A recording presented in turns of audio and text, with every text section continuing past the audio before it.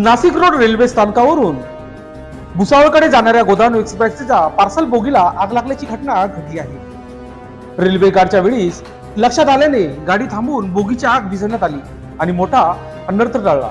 याबाबत अधिक माहिती अशी, मुंबई लोकमान्य टिळक टर्मिनस वरून गोरखपूरला जाणारी गोदान एक्सप्रेस आज दुपारी नेहमीप्रमाणे नाशिक रोड रेल्वे स्थानकात आली। स्थानक सोडल्यानंतर गोरेवाडी नजीक मनपाच्या जलशुद्धीकरण केंद्राजवळ गोदाम एक्सप्रेस जात असताना गाडीच्या मागील पार्सल बोगीमधून धुराचे लोट बाहेर येताना दिसले। काही सेकंदात